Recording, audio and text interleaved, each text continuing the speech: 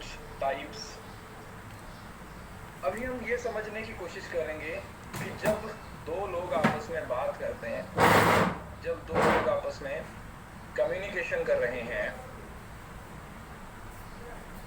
तो उस टाइम पे कौन सी ऐसी चीज है, जैसे ये देख पा रहे हो, कौन कौन से ऐसे रीजन हो सकते हैं कि एक जगह से बात दूसरी जगह पर जब पहुंचनी चाहिए, जिस तरीके से पहुंचनी चाहिए उस तरीके से पहुंच नहीं पाती। मतलब कौन कौन से बैरियर्स आ सकते हैं आपकी बात को एक जगह से दूसरी जगह तक पहुंचाने के लिए। ठीक है, मतलब इफेक्टिव कम्युनिकेशन वही है कि जो बात मैंने यहाँ से बोली वो बात आपको वैसे ही समझ आई। जो बात जिस तरीके से मैंने बोली, अगर वो उसी तरीके से आप लोगों को समझ आ रही है, इसका मतलब है कि वो communication effective communication.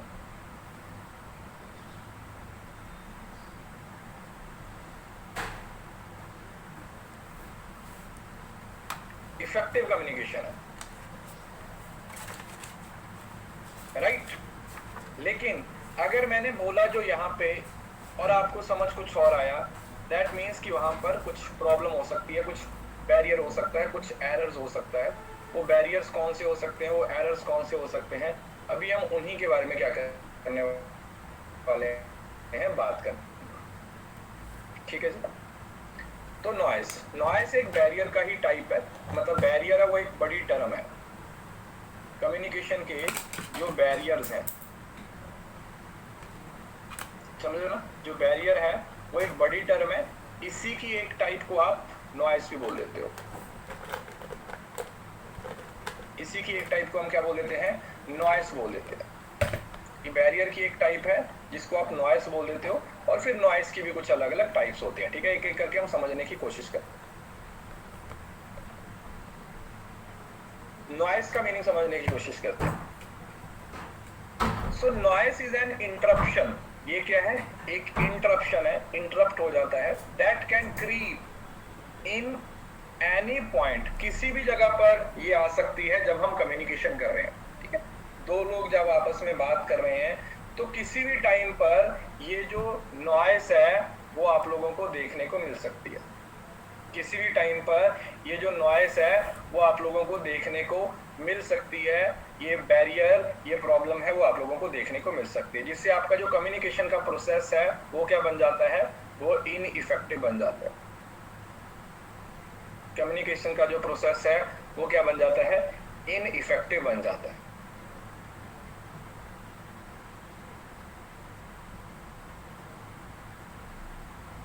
Right. Environment है वो एक मेजर इंटरफेरेंस क्रिएट करता है, क्योंकि जितनी नॉइसेस होती हैं उसमें से बहुत सारी हैं जो इन्वायरमेंट से आती हैं। जो कहाँ से आती हैं, जो इन्वायरमेंट से आती हैं। जैसे सपोज करो रोड साइड से कोई पीछे से ट्रैफिक चल रही है, उसकी आवाज आ रही है। क्लासरूम के अंदर पीछे बैक बेंचर्स होते हैं, वो लगातार बात करते रहते हैं। कोई लाउड स्पीकर चलता रहता है, या फिर कोई, जैसे अभी इंटरनेट कई बार रुक जाता है ना, इस तरीके की काफी सारी प्रॉब्लम्स हैं वो हमें देखने को मिल जाती हैं। तो इन सब को हम नॉइस बोल देते हैं। इसकी बहुत सारी टाइप्स भी हैं, लेकिन ये बेसिक मीनिंग समझाने के लिए यहाँ पर बताया गया। Right. Noise can also occur in other forms like poor hand writing. कई बार जो आपकी लिखाई है वो अच्छे से समझ नहीं आती किसी दूसरे को, वो तो और कोई समझ तो नहीं वो भी आता। क्या है, एक एरर है। हैवी एक्सेंट, कुछ लोग होते हैं उनका बोलने का तरीका बड़ा गलत होता है, बहुत भारी भरकम वर्ड यूज करते हैं, तो वो भी आप लोगों के सामने क्या हो जाती है, एक प्रॉब्लम क्रिएट कर देती है। वो भी आपके सामने क्या कर देती है, एक प्रॉब्लम क्रिएट कर देती है। या कुछ बहुत स्लो बोल रहे होते हैं। तो ये सब बैरियर्स हैं, और इन बैरियर्स को खत्म कैसे किया जा सकता है उसके भी हमारे पास कुछ तरीके हैं। ठीक, इन बैरियर्स को खत्म कैसे किया जा सकता है, what are the different methods which can be used, which can be used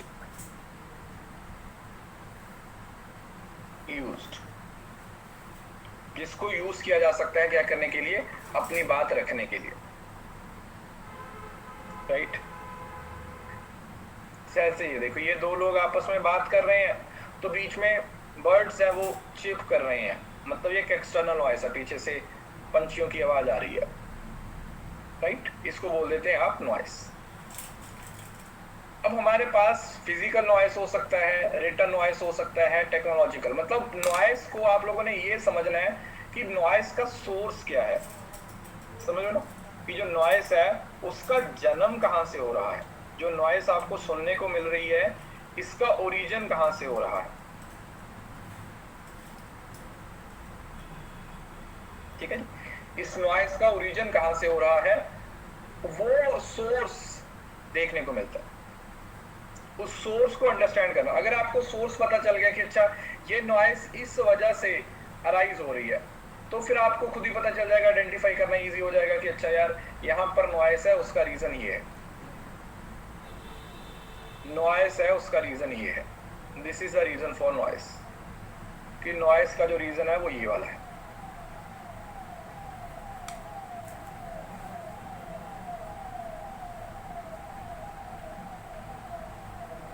right, clear है।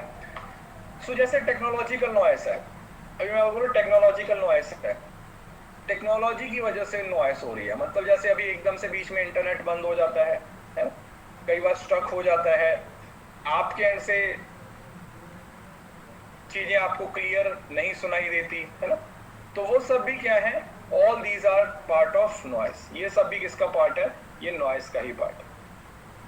कई बार आवाज डबल आने लग जाती है, कई बार आवाज क्लियर नहीं होती है ना, ऐसे करके। So these all are type of noises. Okay ji. अब जैसे देखो, physiological noise, physical noise, psychological noise और सिमेंटिक नॉइस, हमारे पास इतने तरीके की नॉइस है।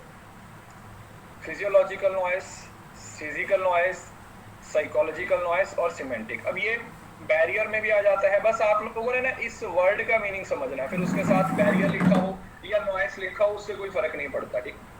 फिर उसके साथ कुछ बैरियर लिखा हुआ हो या फिर नॉइस लिखा हो उससे कोई फर्क नहीं पड़ता, आप लोगों को मीनिंग पता होना चाहिए कि फिजियोलॉजी का मतलब क्या होता है, साइकोलॉजी का मतलब क्या होता है, फिजिकल का मतलब क्या होता है और सिमेंटिक का मतलब क्या होता है। अपने आप लोगों के दिमाग में ये चीजें बैठ जाएंगी। सबसे पहले फिजिकल नॉइस बताता हूं। फिजिकल का मतलब इन्वायरमेंट, याद रखिए, फिजिकल का मतलब फिजिकल इन्वायरमेंट, जिस इन्वायरमेंट में आप कम्युनिकेशन कर रहे हो, जिस इन्वायरमेंट में आपको, जैसे अभी सपोज करो यहाँ पर एकदम से लाइट चली जाए, अंधेरा हो जाए, पीछे से कुछ भी, समझ रहे हो ना, traffic horn, poor lighting, examples, मतलब जो इन्वायरमेंट की वजह से आपको प्रॉब्लम्स देखने को मिल रही है, इन्वायरमेंट की वजह से आप लोगों को प्रॉब्लम देखने को मिलती है। देन आता है फिजियोलॉजिकल। फिजियोलॉजिकल मतलब ये जो बॉडीली हो जाता है, समझो ना, फिजिकल बॉडी रिलेटेड, आप थके हुए हो, आपके सर में दर्द है, आप दवाई खा रहे हो, आपको कम्युनिकेशन करते हुए नींद आ रही है, इस तरीके से जब कोई प्रॉब्लम आ जाती है तो उसको आप फिजियोलॉजिकल नॉइस बोल देते हो, मतलब that is related with the body से रिलेटेड हुआ है। देन आ जाता है साइकोलॉजिकल नॉइस। साइकोलॉजी होता है माइंड से रिलेटेड। कई बार आप एब्सेंट माइंडेड होते हो, बहुत स्ट्रेस होता है ना, घर से कोई बात होती है जो आप लोगों को लगती है ना, कोई घर में स्ट्रेस चल रहा है तो उसकी वजह से आप लोग बात को सही तरीके से कन्वे नहीं कर पा रहे होते ना, कई बार इनअटेंटिव हो जाते हैं, माइंड नहीं होता, ऐसा करके। सिमेंटिक। देखो सिमेंटिक एक बड़ी टर्म है। सिमेंटिक का बेसिक मीनिंग होता है अंडरस्टैंडिंग, कि आप जो बता रहे हो सामने वाला उसको अंडरस्टैंड नहीं कर रहा, वो चाहे अलग ही हो, चाहे उसका मीनिंग हो, चाहे वो लैंग्वेज की वजह से हो, चाहे वो किसी भी कोई टेक्निकल वर्ड यूज कर रहे हो। मतलब सिमेंटिक का मतलब क्या होता है कि जो बात बोली जा रही है वो म्यूचुअली अंडरस्टूड नहीं हो पा रही। मतलब म्यूचुअली अंडरस्टूड होने का मतलब कि मैं जो यहाँ पर बोल रहा हूँ आपको सेम टू सेम वैसे वो बात चीज समझ नहीं आ रही। कोई बताया था ऑटोमेटिकली हो, अगर आप ऑटोमेटिकली समझ रहे हो तो वो दिक्कत है। आप कमीना को तो कमीना समझ रहे हो, कमीना को अगर आप कमीना समझ रहे हो, that is something related with the semantic. तो एक बड़ी टर्म है। सिमेंटिक का मतलब हुआ मीनिंग, मीनिंग और अंडरस्टैंडिंग। आप जो बात बोली जा रही है, बोलने वाला भी सही है और आप भी अपनी जगह पर सही हो, क्योंकि आपकी अंडरस्टैंडिंग ही वैसी हो रही है ना। आप लोगों की जो अंडरस्टैंडिंग है वो ऐसी ही हो रही है, आपकी जो अंडरस्टैंडिंग है वो हो ही ऐसी रही है कि आप उस चीज को उसी तरीके से समझ पा रहे हो। आप अपने ओपिनियन दे रहे हो, आप अपने हिसाब से चीजों को यूज करने की कोशिश कर रहे हो। अच्छा, इसका मतलब ये होगा, आपका पीओवी वो है, आपका पॉइंट ऑफ व्यू है कि अच्छा इसके अंदर ये होगा, राइट। तो ये होता है, क्लियर है। जैसे देखो, physical noise interface with the communication. जो एनवायरनमेंट है एक्सटर्नल टू बोथ स्पीकर, ये एक्सटर्नल है। लाइट नहीं आ रही है, बहुत अंधेरा है, बहुत गर्मी होगी, बहुत सर्दी होगी, समझो ना। Loud party at neighbours while you are trying to record. कई बार होता है ना, आपका पेपर होता है, साथ में डीजे लगा हुआ होता है। अब आपका पढ़ने को दिल कर रहा है, दूसरी तरफ नाचने को भी कर रहा है, तो फिर दुविधा में आ जाते हो, क्योंकि पढ़ाई आप कर नहीं पा रहे हो। क्यों? क्योंकि लाउड स्पीकर की आवाज आ रही है। तो आपका दिल लगता है कि यार चलो छोड़ो, पढ़ाई हो तो नहीं रही है, इससे अच्छा तो नाच ही लेते हैं। मैंने बहुत सारे लोगों को देखा है, वो अपने घर में ही नाचते रहते हैं, मतलब उधर शादी में वो बाराती नाच रहे हैं और इधर खुद से नाचते रहते हैं। तो ये वही चीज है। फिजियोलॉजिकल का मतलब आर्टिकुलेशन, मतलब बॉडी से रिलेटेड। आप बहुत तेज बोल रहे हो, बहुत स्लो बोल रहे हो, भूल रहे हो, बॉडी से रिलेटेड, जो मम्बल कर रहे हो, फंबल कर रहे हो, इस तरीके से। देन आता है साइकोलॉजिकल, ये आप लोगों के माइंड से रिलेटेड होता है। आप यहाँ पर हो, आपका माइंड कहीं और है ना। आपका दिमाग एब्सेंट माइंडेड हो, एब्सेंट माइंड हो, जो आप बात बताना चाहते हो वो बता नहीं पा रहे हो। या क्लास में होता है कि फिजिकली तो आप प्रेजेंट होते हो, फिजिकली आप क्लास में प्रेजेंट होते हो, बोले ठीक है फिजिकली तो भाई मैं प्रेजेंट हूँ, लेकिन मेंटली आप उस चीज में प्रेजेंट नहीं होते हो, मेंटली आप एब्सेंट होते हो। फिजिकली प्रेजेंट होते हो, मेंटली एब्सेंट होते हो। ओवर थिंकिंग भी इसी का पार्ट है। जैसे आधे बच्चे बोलते हैं ना क्लास में आके, सर पीवाईक्यू, सर ये कोर्स, फलाना कोर्स, वो हो जाता है उसका फिजियोलॉजिकल साइकोलॉजिकल नॉइस कि क्लास में जो चल रहा है उससे किसी को कोई लेना देना नहीं है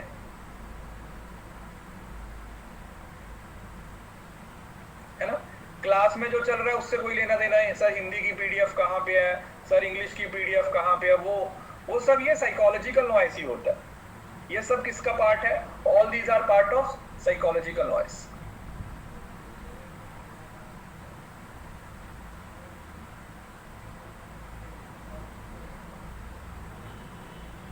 ये सब किस पार्ट बनता है? साइकोलॉजिकल नॉइस का। देन आता सिमेंटिक। सिमेंटिक का मतलब वही है meaning. Maybe when I use a word, you have slightly different meaning into it. This cause a confusion, है ना। जैसे अभी सेंधवा, सेंधवा वर्ड सुना आप लोगों ने? सेंधवा नमक भी होता है और घोड़ा भी होता है। आपकी मम्मी आपको बोली आते हुए सेंधवा ले आना, आपको नमक बोला, घोड़ा ले आए। क्यों?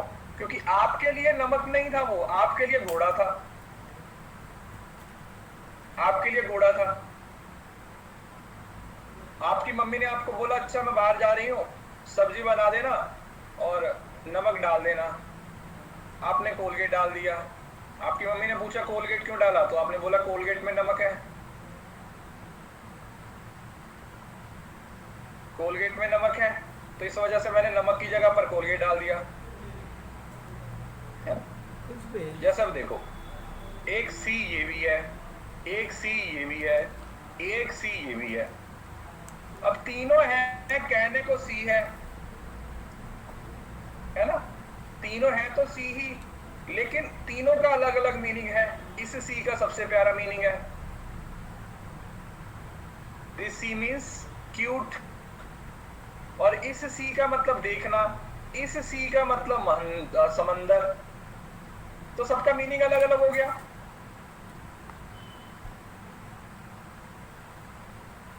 तो इस तरीके की चीजें जो है इनको हम सिमेंटिक बैरियर्स बोल देते हैं। ये सब क्या है? All these are type of semantic barrier.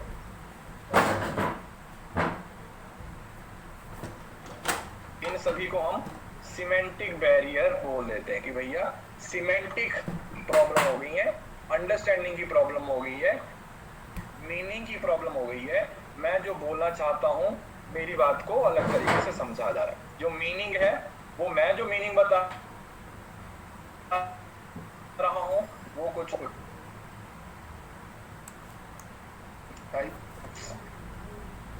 Should be clear and accurate. देखो जो भी आपका कम्युनिकेशन है वो एकदम से क्लियर होना चाहिए, एक्यूरेट होना चाहिए। जैसे कई बार होता है ना, आपको कोई टॉपिक है, फॉर एग्जांपल आपको समझ नहीं आ रहा, एक टॉपिक है वो आपको समझ नहीं आ रहा, आपने उसको बुक से भी पढ़ के देख लिया, आपने उसको हर जगह से पढ़ के देख लिया, आपने यूट्यूब पे भी 2-4 उसकी वीडियो देखी,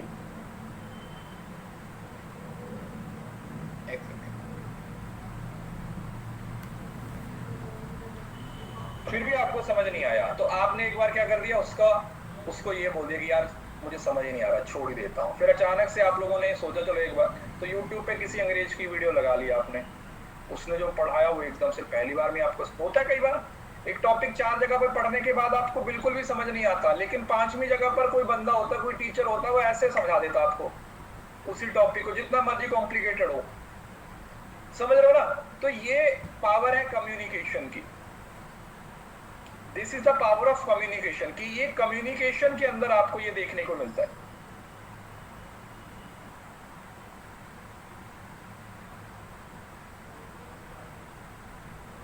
समझ पाए इस चीज को? So this is something that you need to understand. अब इसके बाद आते हैं बैरियर्स। अब देखो ये जो बैरियर्स है ना, मैं आपको बताता हूं, इन बैरियर्स को बस आपने ना बेसिक अंडरस्टैंडिंग से समझना है, राइट? बेसिक समझ रहे हो ना कि क्या मोटा मोटा सा मीनिंग क्या है। क्योंकि जब आप पेपर में जाओगे, जो आप लोगों के सामने क्वेश्चंस आएंगे, जो आप लोगों के सामने सवाल आएंगे, वो पढ़े हुए से नहीं आएंगे, वो अंडरस्टैंडिंग से आएंगे।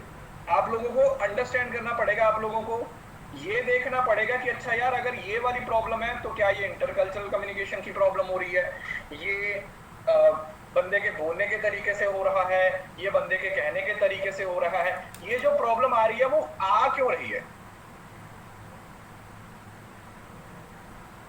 बेसिक मीनिंग क्या है। अगर मैं अपनी बात को समझा नहीं पा रहा हूं तो ये कौन सा बैरियर है, ये फिजिकल बैरियर है, साइकोलॉजिकल बैरियर है, सिमेंटिक बैरियर है, समझ रहे हो ना? तो आप लोगों को क्या अंडरस्टैंड करना है, आप लोगों को ये अंडरस्टैंड करना है कि जो मेरे सामने एग्जांपल लिखी हुई है वो कौन से, विच वन,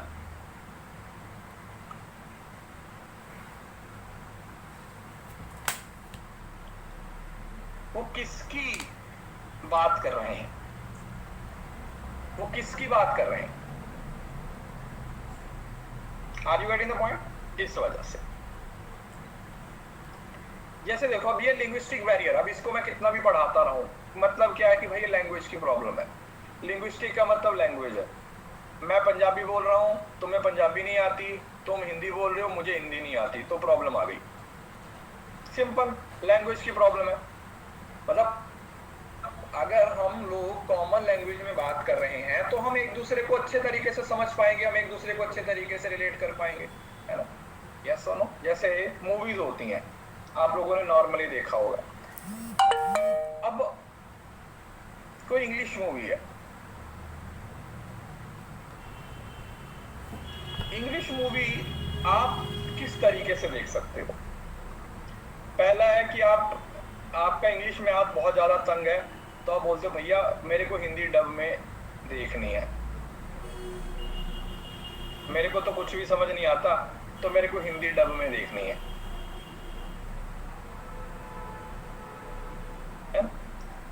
दूसरा, अगर अंग्रेज ही अंग्रेजी मूवी देख रहे हैं, वो डायरेक्ट उसको इंग्लिश में देखेंगे। जैसे हम हिंदी मूवी सबटाइटल से देखते हैं, क्या हिंदी सबटाइटल से देखी है? नहीं, क्योंकि वो हमारी लैंग्वेज है, वो हमें सीधी सीधी समझ आ जाती है। हमारा एक्सेंट वैसा ही है, तो हम हिंदी की मूवी को कभी सबटाइटल के साथ नहीं देखते क्योंकि वो हमें समझ आ जाती है। तो उसी तरीके से इंग्लिश है तो अंग्रेज है वो उसको अंग्रेजी में ही देख लेते हैं, क्योंकि उनको जैसे हमें हिंदी समझ आ रही है उनको वैसे इंग्लिश समझ आ जाती है। फिर आते हैं तीसरी कैटेगरी के लोग जो मूवी को इंग्लिश में ही देखते हैं लेकिन सबटाइटल्स के साथ देखते हैं।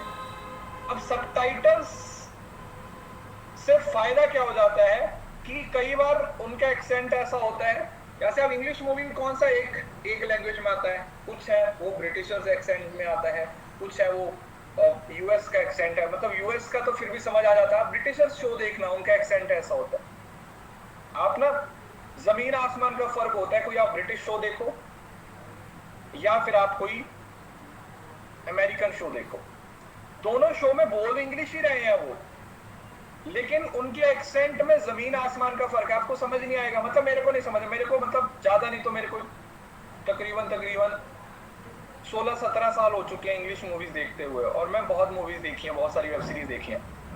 मैं नहीं समझ पाता हूँ, इतनी मूवीज देखी हैं क्यों, क्योंकि वो उनके साथ फ्रीक्वेंसी मैच ही नहीं होती है, तो मेरे को भी सबटाइटल्स की जरूरत पड़ती है।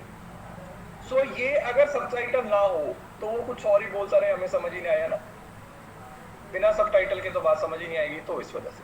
देन आता है साइकोलॉजिकल।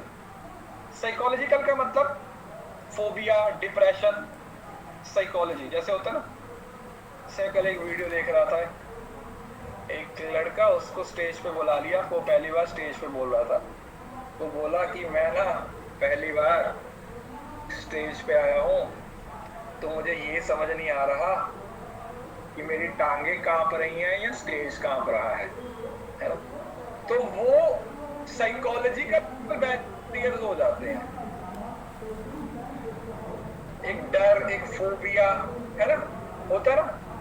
आपको पता है ट्राइपॉड किस वजह से रखे जाते हैं, पोडियम किस वजह से रखे जाते हैं? पोडियम इसी वजह से रखे जाते हैं कि अगर आपकी टांगे कांप रही हो तो किसी को दिखाई ना दे, पोडियम के पीछे ऐसे ऐसे ऐसे तड़पते रहो, कम से कम आपकी टांगे हैं वो दूसरों को सुनाई दिखाई ना दे। मुझे तो ये लगता है कि पोडियम का काम ये है, लेकिन मुझे खुद पोडियम पे बोलना पसंद नहीं है। वो आ जाएगा, जाना जाता है इमोशनल। कुछ लोग होते हैं, वो देखा होगा आप लोगों ने, क्लास में टीचर ने किसी लड़की को कुछ बोल दिया, रोने लग जाती हैं। लड़कियों में ये जो इमोशनल कोशेंट हो बड़ा कम होता है, कोई कुछ बात बोल दे तो ये रोना देती हैं।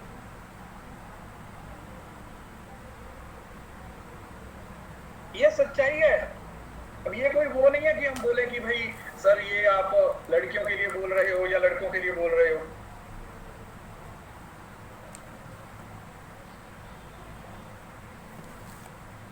ऐसा कुछ नहीं है, ये सच्चाई है।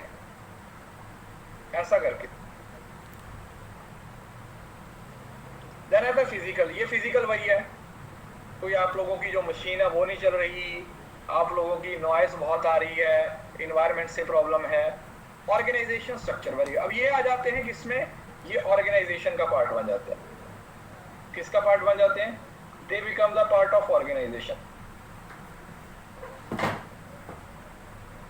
अब एक ऑर्गेनाइजेशन है, अब वहां पर उसका स्ट्रक्चर कैसा बना हुआ है, उस स्ट्रक्चर का कौन सा हिस्सा है जुड़ा है। जैसे एक ऑर्गेनाइजेशन, अगर उसमें बहुत सारी फॉर्मेलिटीज है तो आपको पता है कि ऊपर से नीचे तक बात पहुंचने में बहुत टाइम लगेगा, लगेगा या नहीं लगेगा? अगर बहुत सारी फॉर्मेलिटीज फॉलो करनी पड़ रही हैं और उन फॉर्मेलिटीज की वजह से एक चीज को, एक बात को एक जगह से दूसरी जगह तक पहुंचाने में बहुत सारा समय लग रहा है, तो वो जो स्ट्रक्चर है, वो जो फॉर्मेलिटीज हैं, उसकी वजह से काफी दिक्कत का सामना करना पड़ जाता है। उसकी वजह से काफी दिक्कत का सामना करना पड़ जाता है। तो ऑर्गेनाइजेशनल स्ट्रक्चर के बैरियर्स। इंटरपर्सनल बैरियर्स, अब ये मैं उस दिन भी आप लोगों को बता रहा था। आपकी लाइफ में कोई ना कोई ऐसा इंसान आपका जरूर होगा, आपका दोस्त, कोई कजन, जिसके साथ आप पूरा दिन भी बकबक करोगे तो भी आपकी बकबक खत्म नहीं होती। अगर वो बंदा या वो बंदी हो, लड़का लड़की आपके पास हो, आपके कोई दोस्त है, आपका कोई कुलीग है, या आप लोगों का कोई कजन है, आपकी बड़ी बहन, छोटा भाई, कोई भी है, वो उसके साथ आप इतने कंफर्टेबल हो, आप पूरा दिन बातें कर सकते हो। पूरा दिन बकवास कर सकते हो। और वहीं पर कुछ दूसरे ऐसे लोग होते हैं जिनके साथ आप हेलो हाई भी नहीं करना चाहते, है ना। मौसी का कॉल आ जाए, आपको बोलो मौसी के साथ 10 मिनट बात करनी है, बोलोगे फांसी लेना पसंद है, मौसी के साथ बात नहीं करनी, रस्सी दे दो मेरे को, फोन मत दो, फांसी लगा के मर जाऊंगी, मैं मर जाऊंगा, मैं मासी से बात नहीं करूंगा, क्योंकि अगर इससे 10 मिनट बात कर ली तो मैं वैसे ही मर जाऊंगा। तो वो आ जाते हैं इंटरपर्सनल, कि किसी के साथ आपकी बॉन्डिंग कैसी है, कि आपके साथ बॉन्डिंग कैसी है। ये ना दोनों में से कोई एक साइड का होता है, मैंने ये चीज देखी है, नोट किया। आपको ना, आपको आपकी शादी के लिए ना, या तो आपकी मम्मी की साइड से या आपके पापा की साइड से कोई बोलता होगा, दोनों साइड नहीं बोलते, जितना मेरा मतलब ऑब्जर्वेशन है ना, या तो मासी मामा बोलेंगे या फिर बुआ बोलेगी। अगर बुआ बोलेगी तो मासी मामा नहीं बोलते, अगर मासी मामा बोलते हैं तो बुआ नहीं बोलती। नॉर्मली ऐसा ही होता है। अगर दोनों ही बोल रहे हैं तो बेटा बहुत भयंकर सिचुएशन में हो। अगर दोनों ही बोल रहे हैं तो फिर तो आप बहुत ही भयंकर सिचुएशन में, उससे तो बाहर नहीं निकल सकते। दोनों ही बोलते हैं फिर तो आप खतरनाक सिचुएशन में।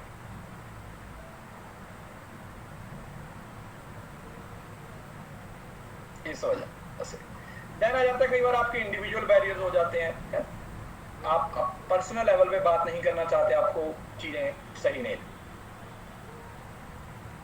कोई बात नहीं, आपको पता चलेगा, रुक जाओ।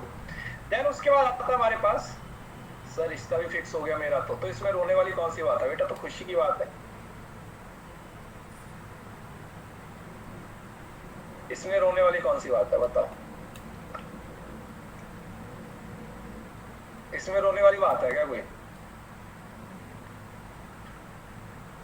सर जेआरएफ नहीं हुआ, रिश्ता हो गया तो जेआरएफ भी हो ही जाएगा। चलो, ऑर्गेनाइजेशनल बैरियर।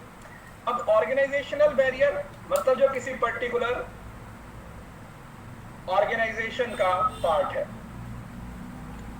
ऑर्गेनाइजेशन का स्ट्रक्चर है, ऑर्गेनाइजेशन का हिस्सा है।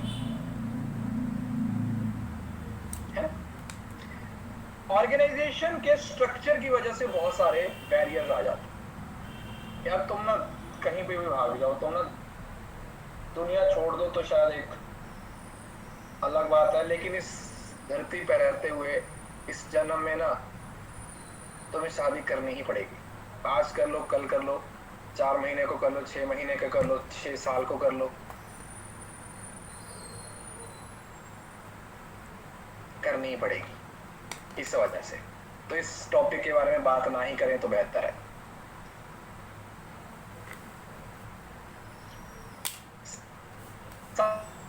साइज ऑफ द ऑर्गेनाइजेशन देखो, अगर एक छोटी सी ऑर्गेनाइजेशन है, अगर एक छोटी सी ऑर्गेनाइजेशन है तो उसमें फटाफट से कम्युनिकेशन हो जाएगा।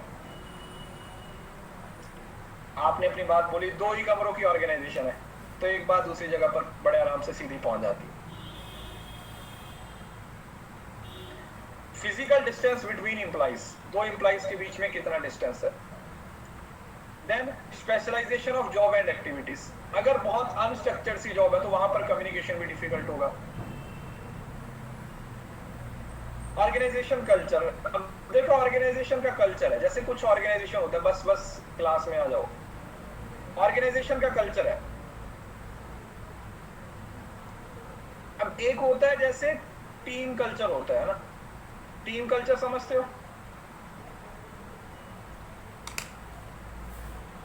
टीम का मतलब क्या होता है कि पूरी ऑर्गेनाइजेशन को डिवाइड कर दिया जाता है टीम्स में और हर टीम का एक हेड बना दिया जाता है।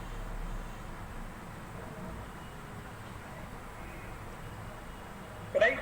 तो उस तरीके के कम्युनिकेशन में बातचीत करनी आसान होती है। मतलब जितना ज्यादा स्ट्रक्चर्ड चीजें होंगी उतना कम्युनिकेशन कॉम्प्लेक्स हो जाता है, जितना चीजें ओपन होंगी उतना, मतलब समझ रहे हो ना, आपको मौका मिल रहा है, एक तो ऐसा आपको मौका मिल रहा है कम्युनिकेशन करने का, तो वहां पर कम्युनिकेशन ज्यादा होता है। अगर आप लोगों को बात करने का ज्यादा मौका मिल रहा है तो वो कम्युनिकेशन आप लोगों के लिए क्या होता है, थोड़ा ज्यादा आसान होता है। इट इज ईजी, ज्यादातर केस में क्या होता है, वो ईजी होता है। राइट? सो ये कुछ टाइप्स हैं। अब इसमें भी कुछ ज्यादा डिटेल में जाने की जरूरत नहीं है, अगर बहुत सारे रूल्स रेगुलेशंस बना दिए जाए तो आप बात बोलोगे नहीं अपनी। एक ऑर्गेनाइजेशन के अंदर आपने रूल्स ही बहुत बना दिए, यहाँ से वहां, वहां से यहाँ, कितने रूल्स बना दिए। उन रूल्स को एक जगह से दूसरी जगह तक पहुंचाने में ही आपका पूरा जीवन चला गया, तो फिर वो कैसे ही बोलेंगे कि कम्युनिकेशन सही है। Power structure in the organisation, power structure का मतलब क्या कि पावर कहां पे है। अगर ऊपर वाले लेवल पे पावर है तो कम्युनिकेशन हमेशा खराब होता है। उसका रीजन क्या है? क्योंकि जो लोग पावर को रिटेन करके रखना चाहते हैं वो नीचे वाले लोगों के साथ बात ही नहीं करना चाहते, वो अथॉरिटेटिव हो जाते हैं। वो अथॉरिटेटिव हो जाते हैं, वो बोलते हैं कि बस हम हैं तो हम हैं, और किसी को हम नहीं सोचना चाहते, हमें नहीं फर्क पड़ता, और किसी के बारे में हम सोचना नहीं चाहते। कॉम्प्लेक्सिटी इन ऑर्गेनाइजेशन स्ट्रक्चर, जितना सिंपल होगा उतना कम्युनिकेशन आसान है, जितना कॉम्प्लेक्स होगा उतना डिफिकल्ट है। इनएडिक्वेट फैसिलिटीज एंड अपॉर्चुनिटीज, अगर आपको अपॉर्चुनिटी नहीं मिल रही फिर भी दिक्कत है। लैक ऑफ कोऑपरेशन, देखो अब दो लोग आपस में बात ही नहीं करना चाहते ना, जैसे होता है ना, आप किसी प्राइवेट कंपनी में काम करते हो, कोई बंदा या बंदी आपको बिल्कुल पसंद नहीं है, मतलब उसकी शक्ल भी देखना पसंद नहीं है, और आपको उसकी टीम का हिस्सा बना दिया जाए, आप दोनों को मिलके काम करना पड़े, क्या करोगे? मजबूरी में करना पड़ेगा। मजबूरी में करना पड़ेगा तो क्या वहां पर आपको लगता है कि सही तरीके से कम्युनिकेशन हो पाएगा? नहीं होगा। क्यों? क्योंकि आपकी उसके साथ इंटरपर्सनल लेवल पे कोई बॉन्डिंग ही नहीं है। आप तो उसका मुंह नहीं देखना चाहते, आप उसका मुंह नहीं देखने जाते, आप उसके साथ रह के, उसके साथ मिलके आपको काम करना पड़ रहा है। तो प्रॉब्लम है या नहीं है? बोलो।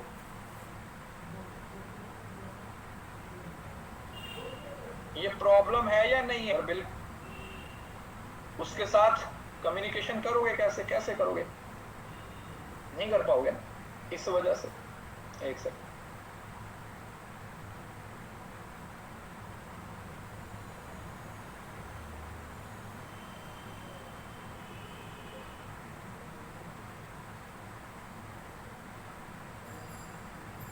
तो ये सारे प्रॉब्लम्स हैं वो ऑर्गेनाइजेशन के हैं। ये किसके बैरियर्स हैं? ये ऑर्गेनाइजेशन के बैरियर्स, ऑर्गेनाइजेशन के बैरियर्स। ये वही आ गया रूल्स रेगुलेशंस। अब कल्चर एंड क्लाइमेट वही आ गया, सेम टू सेम, कि ऑर्गेनाइजेशन का कल्चर ओपन है, क्लोज्ड है। अगर ओपन है तो वहां पर अलग तरीके की प्रॉब्लम्स होंगी, क्लोज्ड है तो अलग तरीके की प्रॉब्लम्स होंगी। बहुत सारे रूल्स हैं, अगर बहुत सारे रूल्स हैं तो कम्युनिकेशन कभी भी अच्छा नहीं होगा। क्यों? क्योंकि इतने सारे रूल्स हैं तो आप रूल्स को ही फॉलो करते रहोगे। रूल्स को, जितने ज्यादा रूल्स होंगे उतना कम्युनिकेशन स्लो होगा। लैक ऑफ कोऑपरेशन, ये भी मैंने आप लोगों को बता दिया। Superior subordinate, status relationship. अब देखो ये वाला पॉइंट आ जाता जो अभी किसी ने लिखा था, ईगो वाला। ईगो वाला, ईगो वाला मतलब कि आपके साथ जिस बंदे को कम्युनिकेशन करना है, आपके पास और ज्यादा है, या फिर आप उस पावर को रिटेन रखना चाहते हो, आप उसको डिस्पर्स नहीं करना चाहते, आप उसको किसी दूसरे पर्सन को नहीं पहुंचाना चाहते हैं। जब इस तरीके की प्रॉब्लम आ जाती है तो फिर वो स्टेटस रिलेशनशिप की वजह से प्रॉब्लम आ जाती है, राइट और नॉट? तो वो जो एटीट्यूड प्रॉब्लम है, वो जो ईगो की प्रॉब्लम्स हैं, उसकी वजह से कभी कम्युनिकेशन में सही तरीके से कम्युनिकेशन हो ही नहीं पाता।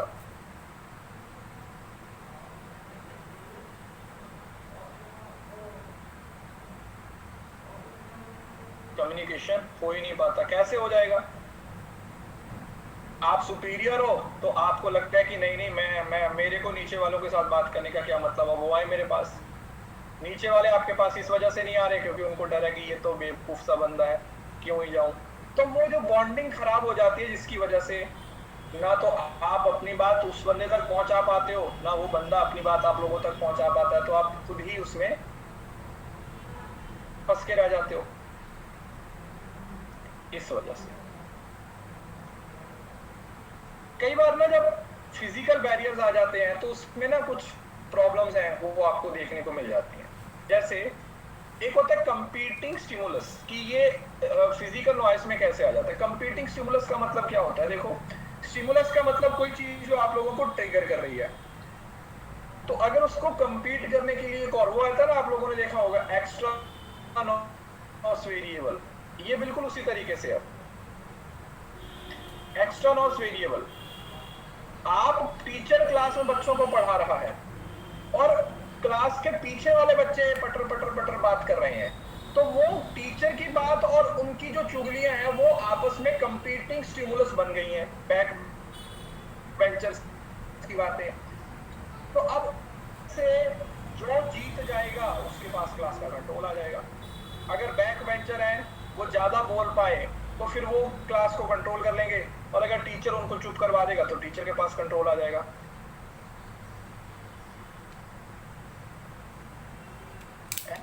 अगर वो पीछे वाले जीत गए तो वही कंफाउंडिंग बन जाएगा, नहीं तो वो एक्स्ट्रा नॉइस वेरिएबल बन के रह जाएगा। इन्वायरमेंटल स्ट्रेस कई बार होता है ना, 50 लोगों के रूम में जब 500 बच्चे घुसा दिए जाते हैं, देखा होगा कितना स्ट्रेस हो जाता है, सांस आना, सफोकेशन हो जाए, तो वो इन्वायरमेंटल प्रॉब्लम है। देन आता सब्जेक्टिव स्ट्रेस, ये आपका पर्सनल आ सकता है, ठीक है, स्लीपनेस है, आप सोए नहीं हो, तबीयत खराब है, कोई मूड वेरिएशन है या इस तरीके के मूड स्विंग हो रहे हैं। Then receivers unfamiliarity with medium. Unfamiliarity with this medium का मतलब क्या हुआ कि जिस कम्युनिकेशन मीडियम के थ्रू आप अपनी बात कर रहे हो, सामने वाले को उसको चलाने नहीं आता। जैसे आप अभी ये जूम पे आप लोगों ने नॉर्मली देखा होगा, अचानक से ऑफलाइन के सारे टीचरों को ऑनलाइन आना पड़ गया, तो बेचारों को जूम नहीं चलाना आता, कैमरा सेट करना नहीं आता, वीडियो बनाना नहीं आता, है ना। तो ये भी एक प्रॉब्लम है। This is also some sort of variables.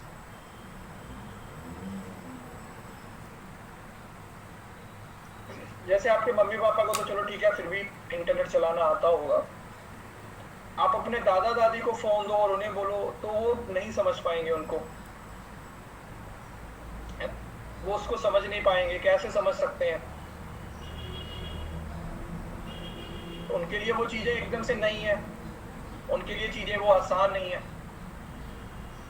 So these all are organisational variables,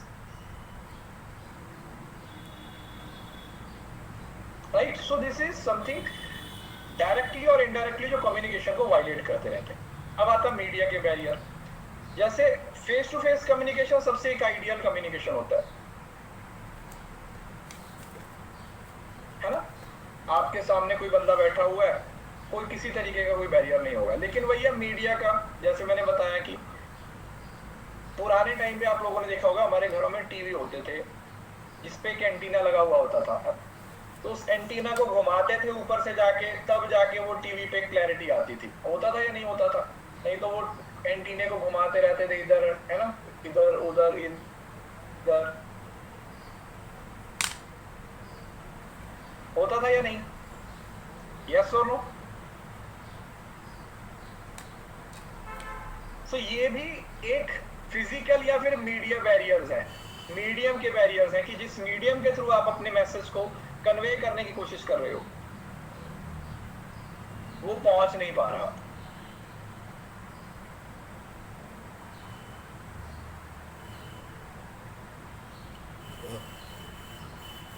environment है, ये भी मैंने बता दिया। मीडियम में डिफेक्ट है, जैसे कई बार आप लोगों ने देखा होगा, नॉर्मली ऐसा होता है, जैसे कोई फंक्शन होता है, तो उसमें जब माइक होता है ना, उसको टेस्ट करते हुए एक बार बहुत जोर से सीटी मारता है, वो देखा होगा आप लोगों ने। तो माइक वाला भाग के जाता है, उस पे जाके ऐसे घुमाता है कुछ, है ना, देखा होगा आप लोगों ने।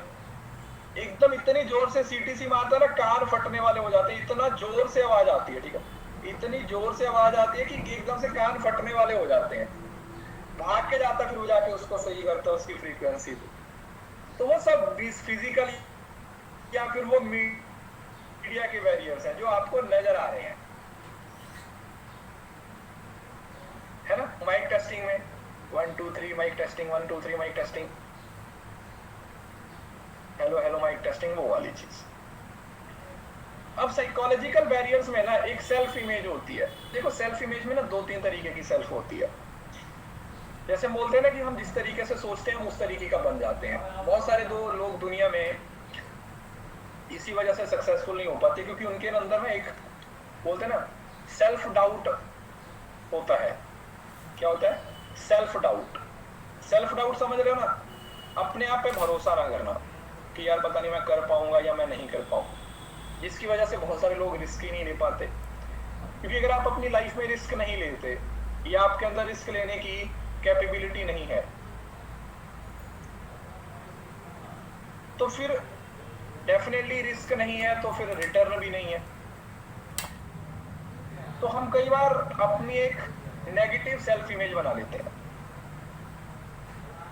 एक नेगेटिव सेल्फ इमेज बना लेते हैं, जिसकी वजह से जो हम कर सकते हैं हम उसमें भी उसको भी कवर नहीं कर पाते। जैसे मैंने आपको बताया भी था, एक बंदे के बारे में मैंने आप लोगों को बताया था, डेविड गॉगिंस बताया था। मतलब दुनिया में इकलौता ऐसा पर्सन है ये जो इस टाइम पे मतलब समझ रहे हो ना, ये कुछ भी कर सकता है भाई। ये दुनिया का ऐसा पर्सन है मतलब इससे ज्यादा हार्ड, इससे ज्यादा मेहनती, इससे ज्यादा इसको बोलते हैं ना कि भाई सिरफिरा इंसान आप लोगों को कोई भी नहीं देखने को मिलेगा। ये कुछ भी कर सकता है। इसको अभी सर्च करोगे ना तो इसके नाम से कितने सारे वर्ल्ड रिकॉर्ड है। सबसे लंबी दौड़ पता नहीं कितने किलोमीटर, 196 पता नहीं 296 कितने किलोमीटर तक दौड़ा ये। पुल अप का रिकॉर्ड है इसका, आई थिंक 23-24 घंटे पुल अप ही लगाता रहा। पागल है एकदम से, ये सन की टाइप इंसान है जब कुछ करने की बात आती है। तो इसकी बुक है जो क्या नाम है उसका, नेवर फिनिश्ड। हाँ, उसमें ये एक बात बताता है 40% रूल। 40% रूल 40% रूल क्या बोलता है कि जब हमें ये लगता है कि हम 100% एग्जॉस्ट हो चुके हैं, अब हमसे कुछ नहीं होगा, असल में उस टाइम पे सिर्फ हम अपनी कैपेसिटी का 40% ही यूज कर पा रहे होते हैं, 60% अभी बाकी होता है, ऐसा, राइट। सो ये पॉजिटिव नेगेटिव सेल्फ इमेज है। देखो एक होता है सेल्फ इमेज। सेल्फ इमेज का मतलब क्या होगा बेटा कि आप अपने आप को कैसे परसीव कर रहे हो, समझ रहे हो ना? आप अपने आप को कैसे देख रहे हो। अच्छे से देख रहे हो तो आपकी सेल्फ इमेज एक पॉजिटिव हो जाएगी। अगर नेगेटिव देख रहे हो तो आपकी सेल्फ इमेज क्या बन जाएगी? नेगेटिव बन जाएगी।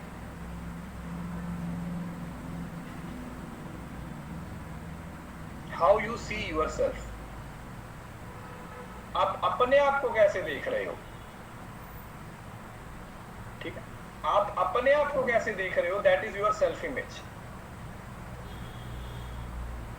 सेल्फ एस्टीम, एस्टीम का मतलब हाउ फील्स एंड जज वनसेल्फ, आप अपने आप के बारे में महसूस क्या करते हो।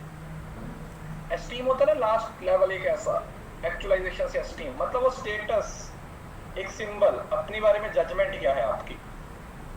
और आइडियल सेल्फ आप कैसा बनना चाहते हो। एक दिमाग में हमारे वो होती है ना, एक इमेज होती है ना अपने की, यार मैं ऐसा बनना चाहता हूं, मैं ये अपने अंदर ये वाले स्किल्स लेके आना चाहता हूं।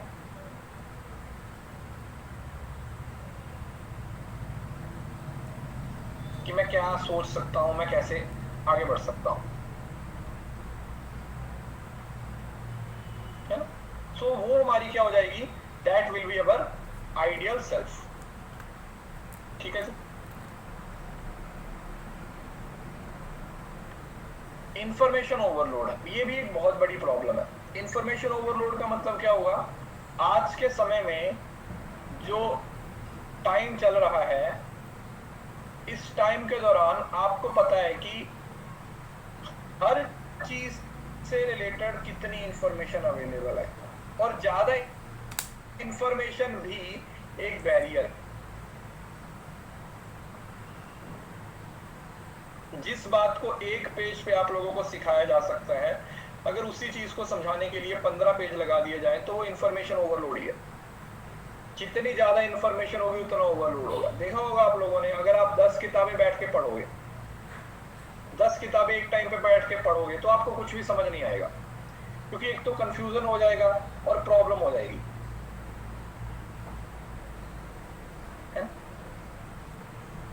कंफ्यूजन भी हो जाएगी, प्रॉब्लम भी हो जाएगी, आप समझ नहीं पाओगे कि क्या पढ़े क्या ना पढ़े। तो इस वजह से तो इंफॉर्मेशन ओवरलोड भी अपने आप में एक प्रॉब्लम है। अब अलग अलग लोग अलग अलग कल्चर से आते हैं, हर किसी की अपनी लर्निंग है, हर किसी का अपना कल्चर, हर किसी के अपने एक्सपीरियंस है, समझ लो ना। तो ये इंटरकल्चरल प्रॉब्लम आ जाती है, इंटरकल्चरल बैरियर। कौन से? इंटरकल्चरल बैरियर्स, क्योंकि हर बंदा अलग अलग कल्चर से बिलोंग करता है। आप किसी कल्चर से बिलोंग करते हो, मैं किसी दूसरे कल्चर से बिलोंग करता हूँ, कोई और इंसान किसी और कल्चर से बिलोंग करता है। जब हर कोई अलग अलग कल्चर से बिलोंग करता है तो ऑब्वियसली बात है कि वहां पर जो मैचिंग होती है, जो एक मीटिंग ऑफ माइंड होती है, वो भी क्या हो जाती है, दिक्कत हो जाती है। आप समझ नहीं पाते हो या सामने वाला आपको समझा नहीं पाते, राइट। आपको उसके साथ बात करनी है, वो बंदा किसी और लैंग्वेज से बात कर रहा है, आप किसी और लैंग्वेज से बात कर रहे हो, तो वहां पर क्या हो जाएगी, वहां पर प्रॉब्लम हो जाएगी,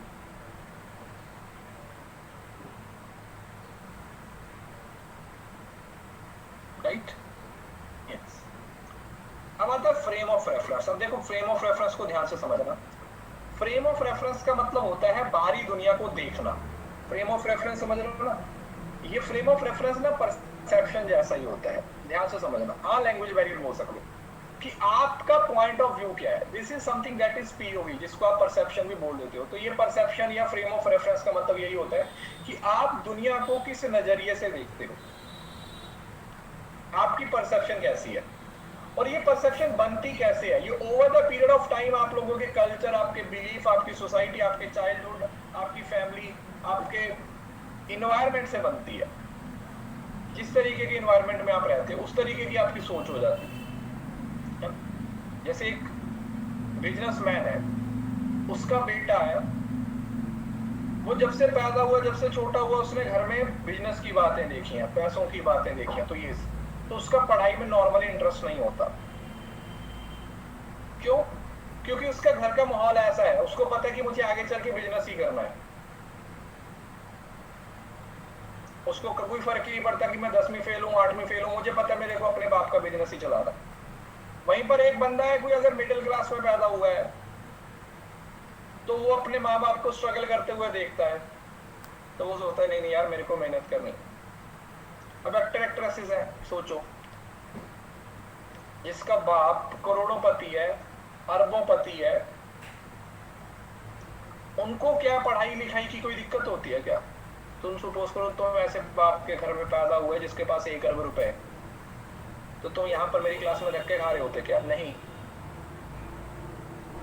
तुम चिल जिंदगी जी रहे होते अपनी। यस और नो? सो वो डिपेंड करता है किस पे? फ्रेम ऑफ रेफरेंस पे, कि आपकी परसेप्शन कैसी बन जाती है, आपका नजरिया कैसा बन जाता है दुनिया को देखने का। वो भी क्या करता है, एक प्रॉब्लम क्रिएट कर देता है। अब आता है स्टीरियोटाइप्स। अच्छा, इसमें ना 3 टर्म्स होती है, वो मैं आपको बताता हूँ, इसमें अभी समझते हैं।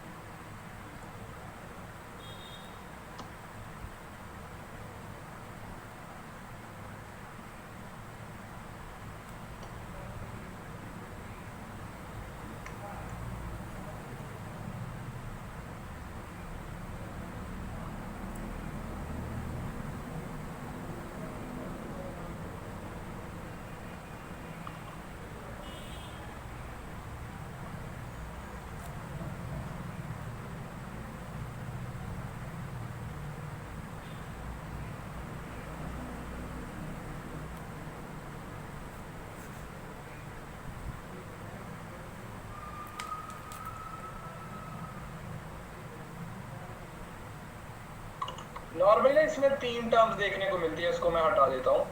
स्टीरियोटाइप होता है, प्रीजुडिस होता है और डिस्क्रिमिनेशन होता है। ध्यान से समझना बेटा, इसको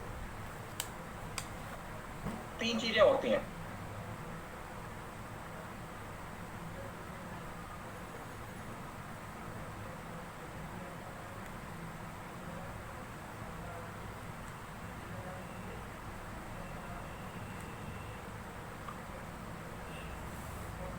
पहला होता है स्टीरियोटाइप। स्टीरियोटाइप किससे रिलेटेड होता है?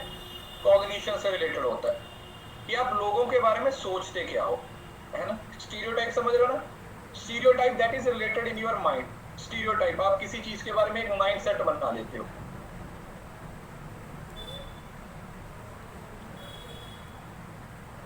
कि माइंड सेट है, अब किसी के बारे में, किसी बंदे को लेक्चर देते हो, किसी बंदे को बिहेव करके तो देखते हो यार वो तो ऐसा है, स्टीरियोटाइप।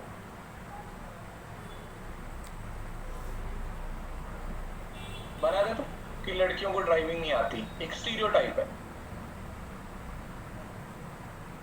कि लड़कियों को ड्राइविंग नहीं आती, तो ये एक स्टीरियोटाइप है कि आपने अपने दिमाग से उस चीज को बना दिया। देन आता है प्रीजुडिस। प्रीजुडिस मतलब अफेक्टिव, किसी के बारे में फीलिंग, लोगों के बारे में सोचना पॉजिटिव और नेगेटिव।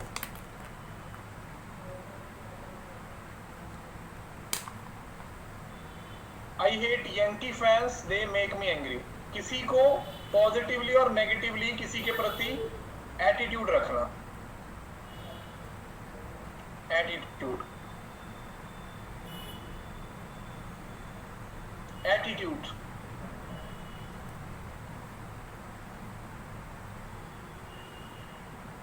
वो पॉजिटिव भी हो सकता है और नेगेटिव भी।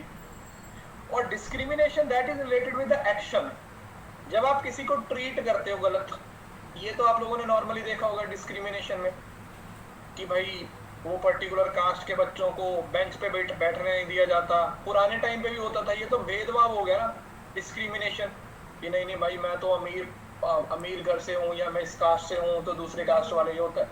छोटे बच्चों को देखा कभी?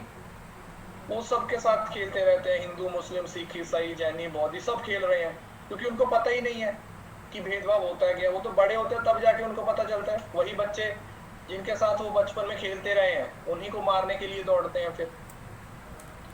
तो stereotype that is related with the mind, prejudice that is related with the attitude, feelings, and discrimination is that is related with the behaviour. Behave कैसे करना है किसी के साथ, समझ रहे हो ना, ये एक्शन से रिलेटेड होता है। This is related with the action, कि आप किसी के साथ किस तरीके के एक्शंस कर रहे हैं। ये वही आपका कॉग्निटिव अफेक्टिव डोमेन है। पढ़ा था आपने कैप, कॉग्निटिव। कॉग्निटिव क्या हो जाएगा? स्टीरियोटाइप, जो माइंड में है। दूसरा क्या था? अफेक्टिव। अफेक्टिव क्या हो जाएगा? प्रीजुडिस। और तीसरा बिहेवियर वाला था, या CAP, साइकोमोटर था ना, मतलब एक्शन से रिलेटेड। साइकोमोटर या बिहेवियरल बोल सकते हो आप, मतलब जहां पर एक्शन किया जा रहे हैं, वो क्या हो जाएगा? डिस्क्रिमिनेशन, जिसको आप भेदभाव बोल देते हो।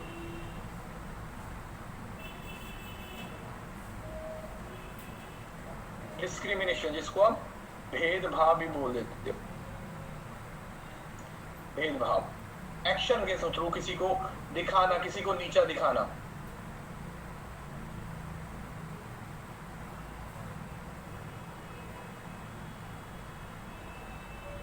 क्लियर? यस। तो ये भी 3 टर्म्स है वो इंपॉर्टेंट। उसके बाद था कॉग्निटिव डिसोनेंस थ्योरी। देखो अब इस थ्योरी को ना मोटा मोटा समझ लीजिएगा, मैं आपको बिल्कुल सिंपल लैंग्वेज में समझाता हूँ। कॉग्निटिव डिसोनेंस थ्योरी का मतलब क्या होता है? जब आपके दिमाग के अंदर एक टाइम पे 2 चीजें होती हैं, जिसमें से एक पॉजिटिव है और एक नेगेटिव है, और आप डिसाइड नहीं कर पाते हो कि आपके लिए कौन सी चीज, समझ रहे हो ना। कॉग्निटिव डिसोनेंस का मतलब ये हुआ कि आपके पास 2 सिचुएशंस आ चुकी हैं और आप उस, मतलब इसका ना बेस्ट मैं एग्जांपल देता हूँ। आप लोगों ने कोई नाटक वगैरह देखा होगा जिसमें ना वो बंदे की आत्मा या लड़की की आत्मा ना कंधों पे आ जाती है। एक साइड वाला वो पॉजिटिव जिसको बोलते हैं ना कि वो एंजल होता है, और दूसरी साइड उसका डेविल होता है। तो इसकी सुने, तो वही कॉग्निटिव डिसोनेंस है, जहां पर आप डिसीजन नहीं ले पाते हो। सब कुछ पता होने के बावजूद भी आपकी जो डिसीजन मेकिंग है वो क्या हो जाती है? वो अफेक्ट हो जाती है। आप समझ नहीं पाते हो कि मुझे क्या डिसीजन लेना चाहिए।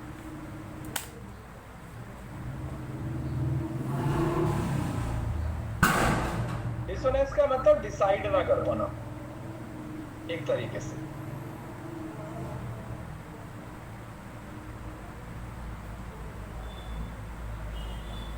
जैसे फॉर एग्जांपल आप लोग समझ लो, you should not be stealing those office supply. अब एक बंदा है वो दफ्तर से सामान चोरी करके लेके आता है,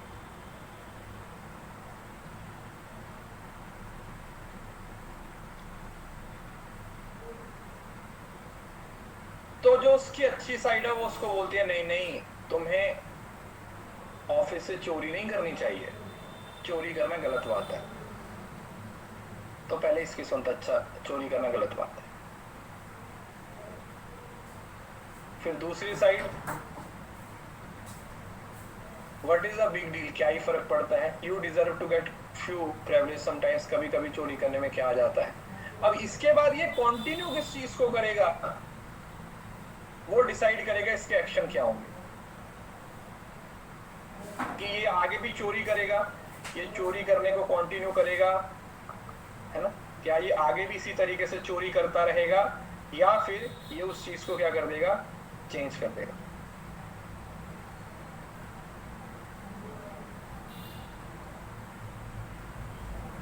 बोलते हैं ना कि अगर आप एक इंसान को लूटते हो तो तुम चोर हो, और अगर तुम सबको लूटते हो तुम राजा हो।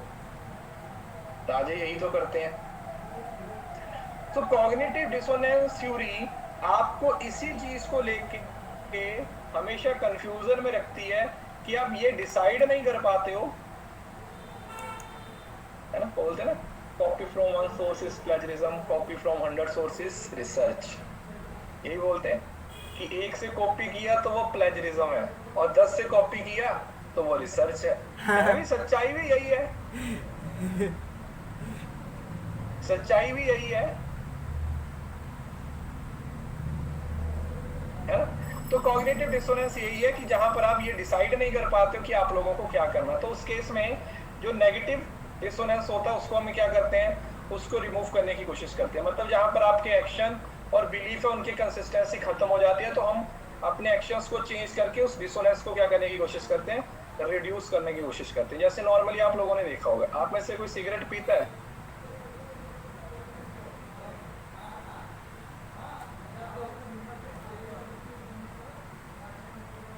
मैं तो यस देख रहा हूं, सब नो नो लिख रहे हैं।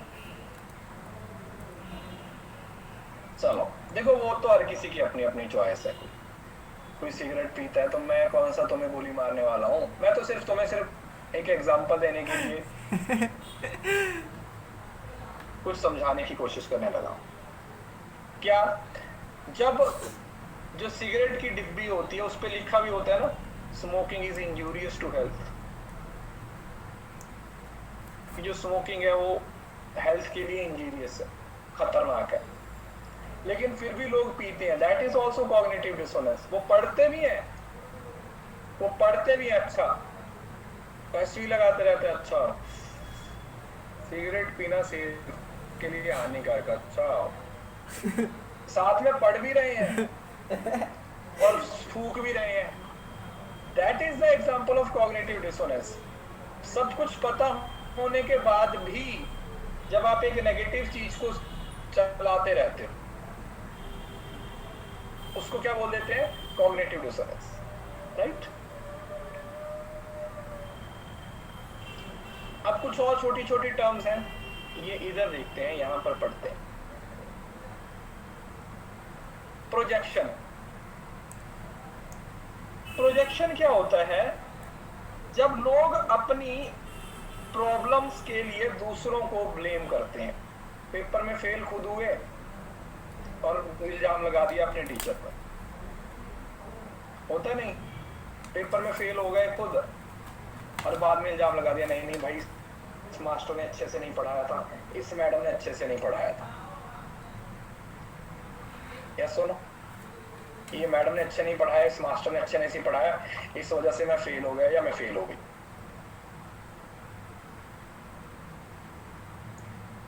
प्राइमेसी एंड रिसेंसी, ये नॉर्मली क्या होता है, प्राइमेसी और रिसेंसी का मतलब क्या होता है कि कई बार हम ये परसेप्शन में एरर्स भी होते हैं। First expression is last expression बोल देते हैं, या ये बोलते हैं किसी का जो रिसेंट बिहेवियर है उसको हम परमानेंट मान लेते हैं कि ये ऐसा ही है। किसी बंदे ने पहली बार आपसे बहुत अच्छे से ट्रीट किया आप लोगों को, है ना। रॉन्ग इंसान से शादी होने में सबसे बड़ा रीजन होता है प्राइमेसी और रिसेंसी वाला। शुरुआत में सब अच्छे से ही रहते हैं, बाद में अपना असली रूप दिखाते हैं। तो ये जो फर्स्ट इंप्रेशन होता है ना, इसी के चक्कर में बहुत सारी लोगों की जिंदगी की वाट लग जाती है। जहां पर आप ये सोचते हो कि अच्छा फर्स्ट एक्सप्रेशन काउंट किया, यार अच्छा है लड़का, अच्छी है लड़की, चलो कोई बात चला लेते हैं, और उसके बाद पता चलता है कि नहीं इतनी भी अच्छी नहीं थी, इतना भी अच्छा नहीं था, कि शादी तक ही पहुंच जाए। प्रोजेक्शन मतलब ब्लेम करना बेटा। और देन आता है सिलेक्टिव परसेप्शन। देखो सिलेक्टिव परसेप्शन का मतलब किसी चीज के बारे में सिलेक्टिव परसेप्शन बनाना। मतलब आप किसी चीज को उतना ही परसीव करना चाहते हो जितना आपका मतलब है। जैसे कुछ लोग होते हैं, आप लोगों ने देखा होगा कि किसी बाबा को सपोज करो फॉलो करते हैं, किसी बाबा जी को फॉलो करते हैं, तो उस बाबा के बारे में उनकी ना एक सिलेक्टिव परसेप्शन बन जाती है। उस बाबा के बारे में वो कुछ गलत नहीं सुनना चाहते, चाहे वो बाबा कितना ही बेकार हो। देखा होगा आप लोगों ने आजकल इंडिया में उतने बाबे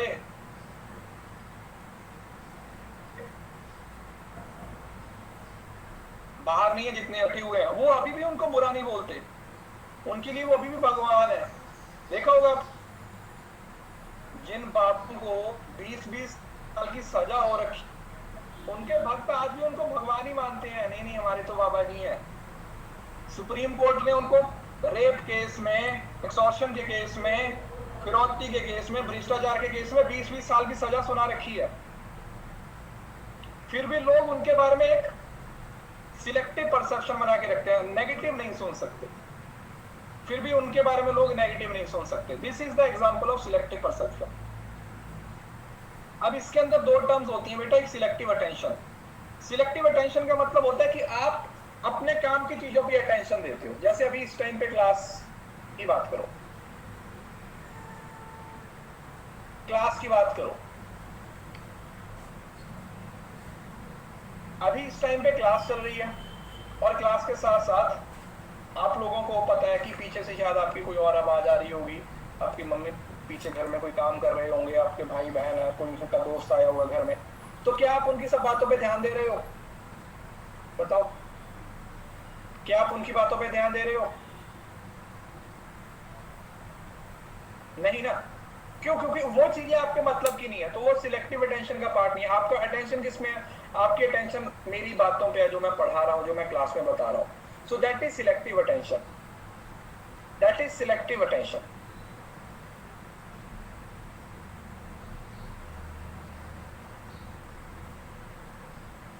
देन आता है सिलेक्टिव रिटेंशन। रिटेंशन का मतलब है आप लोग रिटेन भी उसी चीज को रखोगे जो आपको लगता है फायदा है। मतलब जैसे क्लास है, कोई फिल्म की स्टोरी है, आपने कोई मूवी देखी उसके बाद निकल गए, कौन एक्टर था कौन डायरेक्टर था कोई फर्क पड़ता है? नहीं। लेकिन इस क्लास में जो पढ़ाया है उस चीजों को रिटेन करने की कोशिश रखोगे या नहीं करोगे? मतलब जो आज मैं पढ़ा रहा हूँ उन सब चीजों को रिटेन करने की कोशिश करोगे या नहीं करोगे? करोगे या नहीं? क्योंकि वो मतलब की है, वो एग्जाम में आएंगी। अब जवान मूवी में पता है जी शाहरुख खान है, उसने ये किया उसने वो किया, अच्छा डायरेक्टर कौन है पता है? म्यूजिक डायरेक्टर कौन है पता है? नहीं। क्यों? क्योंकि वो मतलब की बात नहीं है, वो मतलब की बात नहीं है। तो मतलब की बात क्या है जो यहां पर पढ़ रहे हो, है ना? तो this is something selective perception का जो पार्ट होता है, जिसको सिलेक्टिव अटेंशन और सिलेक्टिव रिटेंशन बोलते हैं। देन आता फिल्टरिंग। अरे बेटा प्रीजुडिस तो अलग बात हो गई ना, प्रीजुडिस तो एक आपके एटीट्यूड से रिलेटेड हो गया। अब आता फिल्टरिंग। देखो फिल्टरिंग ना दोनों तरीके से काम करता है, एक पॉजिटिव भी और नेगेटिव भी। गेट कीपिंग वर्ड सुना आप लोगों ने? गेट कीपिंग थ्योरी बोलते हैं। अभी मैं कुछ थ्योरीज भी आप लोगों को बताऊंगा। गेट कीपिंग का मतलब क्या होता है? जैसे जो सोसाइटीज होती है उस पर सिक्योरिटी गार्ड्स होते हैं, सिक्योरिटी गार्ड्स होते हैं ना, या नहीं होते? तो वो जो सिक्योरिटी गार्ड होते हैं वो क्यों रखे जाते हैं? वो सिक्योरिटी गार्ड इस वजह से रखे जाते हैं कि भैया कोई बंदा ऐसा जो अनवांटेड है, जो नुकसान पहुंचा सकता है, उसको ना लाया जाए, मतलब वो ना आ जाए, समझ रहे हो ना, किस संभालने के लिए। तो फिल्टरिंग का मतलब ही वही होता है कि आपको वो मैसेज देना जो आपके लिए सही है। मतलब पहले तो ये होता था पॉजिटिव वे में, लेकिन आजकल की जो मीडिया, वो आप लोगों को पता ही है कितना ही कुछ दिखा रही है ना। अब उसके बारे में बात नहीं करेंगे क्योंकि बहुत सारे लोग ऑफेंड हो जाते हैं। लेकिन ये सच्चाई है कि इंडिया का मीडिया 150 में से 142 में नंबर पे है। तो आप उसकी 150 में से अगर हम 142 नंबर पे आ गए हैं, या जो भी नंबर बहुत पीछे है, तो हालत खराब है। चाटुकारिता करते हैं, काम की कोई बात होती नहीं है। शाम को कभी भी कोई भी डिबेट लगा के देख लो, आपको पता ही है वहां पर क्या चल रहा होता है।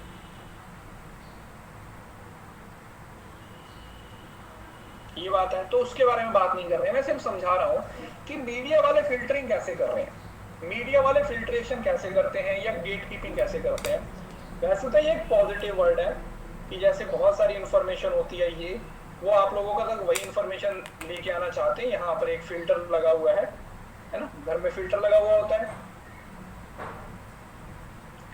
कि पानी है वो साफ होके आप लोगों तक आए ना। यही होता है ना फिल्टर का मतलब, प्योरीफायर का मतलब यही होता है ना कि चीजें प्योर होके आप लोगों तक आए। तो अल्टीमेटली देखा जाए तो ये पॉजिटिव टर्म है, ये देखने के लिए कि सब चीजें सही तरीके से है। लेकिन अब आजकल इसको नेगेटिव टर्म में दिखाया जाता है। जो भी रूलिंग पार्टी होती है, जो भी रूलिंग पार्टी होती है, किसी भी देश हो, कोई भी हो, किसी भी टाइम की बात हो, ध्यान से सुनो, ध्यान से। एक रूलिंग पार्टी है। अब अगर देश में कुछ अच्छा हो रहा है तो आप ये बोलोगे कि हाँ जी ये अच्छा किया सरकार ने, बोलोगे या नहीं बोलोगे? या सुनो, इंडिया में पिछले साल रिकॉर्ड एफडीआई आई है, $6 बिलियन, आज तक नहीं आई। 2022-23 में इंडिया के अंदर रिकॉर्ड $6 बिलियन की एफडीआई है। बोलोगे इस चीज को? तारीफ करोगे या नहीं करोगे? सर बिल्कुल करेंगे कि रूलिंग पार्टी ने, या जो भी हमारे टाइम जो सरकार चल रही है, उन्होंने इस चीज के बारे में बात किया। लेकिन उसके साथ साथ जो चीजें गलत हो रही हैं, फॉर एग्जांपल आप मणिपुर की घटना लगा लो, या और भी कोई भी XYZ चीज जहां पर सरकार को क्रिटिसाइज किया जा सकता है, क्या वहां पर क्रिटिसिज्म लेने की जिम्मेवारी भी सरकार की है या नहीं है? यस, ऑब्वियसली बात है। जब आप एक अथॉरिटेटिव पर्सन हो,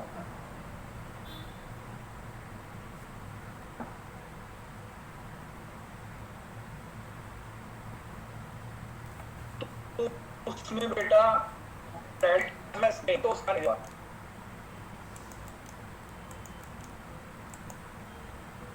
एक सेकंड,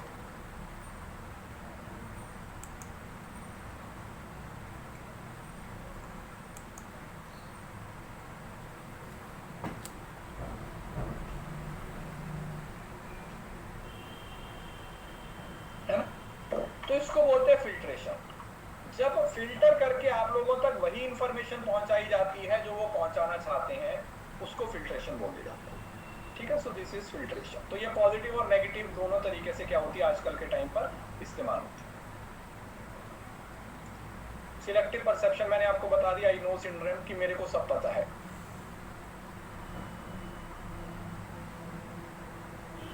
सुधीर चौधरी भाई, उसको तो उसका शो तो वैसे ही मत देखा करो, वो महंगाई के फायदे बताएगा आपको, वो महंगाई के फायदे बताएगा आपको कि जो महंगाई हो रही है इससे कितना फायदा होगा। मतलब वो तो ये भी बता देगा कि किसी को कैंसर है ना तो उसके कितने फायदे हैं।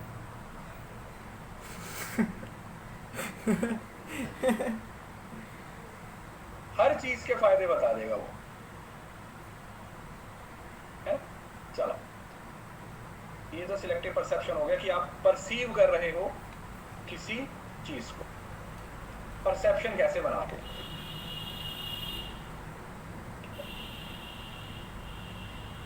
ये तो पहले वाला है। अब जैसे कई बार क्या होता है, हम जैसे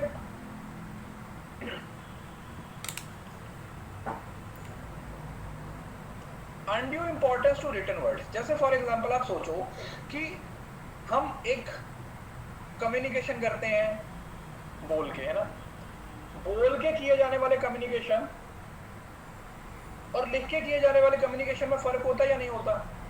बताओ, होता या नहीं होता? मतलब यही जो अभी जो देखो, अब इसी चीज के एग्जांपल ले लो। यहाँ पर जो बात लिखी हुई है, आप लोगों ने बहुत देखा होगा, बहुत बार 90% में यहाँ पर जो लिखी हुई चीजें हैं उसको पढ़ता नहीं हूँ मैं, बहुत कम है वो स्टेज इसमें लिखी हुई चीजों को पढ़ता हूँ। कभी कभी होता है कोई एग्जाम्पल वगैरह होता है उसको पढ़ता हूँ, अदरवाइज मैं उसको आपको सिंपल लैंग्वेज में समझा देता हूँ। ऐसा ही होता है, नॉर्मली यही होता है कि मैं यहाँ पर टाइटल पढ़ता हूँ, इसमें लिखा हुआ क्या है वो आप खुद से पढ़ते हो, मैं आपको मोटा मोटा हिंदी में उसका मीनिंग समझा देता हूँ कि इसका मीनिंग क्या होता है।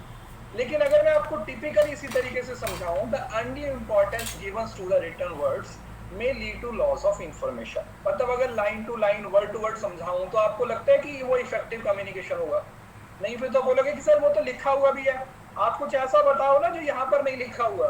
अगर ऐसे ही पढ़ाना है तो फिर तो आप सीधा पीपीटी दे दो, हमें पीडीएफ दे दो, हम पीडीएफ पढ़ के खत्म कर देंगे। तो आपके पढ़ाने का क्या मतलब है अगर आपने भी वही चीज बतानी है जो यहाँ पर लिखी हुई है? इसी वजह से तो मैं आपको एग्जांपल देता हूँ। यस और नो? सो दिस इज कि जब हम रिटन वर्ड्स पे बहुत ज्यादा फोकस कर देते हैं तो फिर वो कहीं ना कहीं वो जो उसकी क्रेडिबिलिटी होती है वो खराब हो जाती है। क्लोज माइंडेड, अब ये वो देखो, क्लोज माइंडेड, कुछ लोगों की थिंकिंग होती है क्लोज होती है, जैसे छोटी सोच के मालिक होते हैं, देखा होगा। अगर आपकी थिंकिंग इतनी सी, आपकी सोच का दायरा ही इतना है तो आप उससे बाहर सोच ही नहीं पाओगे। ट्रेडिशनल विचारधारा रखी हुई है, जैसे अभी भी बहुत सारे गांव में ऐसी है, हमारे गांव में भी पहले ऐसी ही थी लेकिन अब तो बहुत चेंज हो गई है।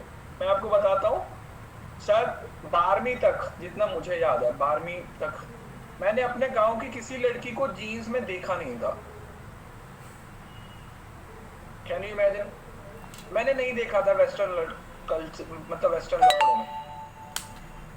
आजकल तो ऐसा नहीं है, आजकल तो एकदम से सब ठीक ठाक है, मतलब जितना चलता है गांव में उतना है। लेकिन मैं वही बता रहा हूँ कि टाइम के साथ चीजें चेंज हो रही हैं। लेकिन अगर आज भी, अगर आप मतलब पंजाब में तो फिर भी बहुत थोड़ा सा भी पहले से चीजें चेंज हो गई हैं, आप हरियाणा में जाके देखो, इस चीज को लेके हरियाणा में अब भी बहुत सारे लोगों की ये थी। हरियाणा की आप हर रोज तीसरे दिन चौथे दिन कोई ना कोई आपको न्यूज ये सुनने को मिली जाती है।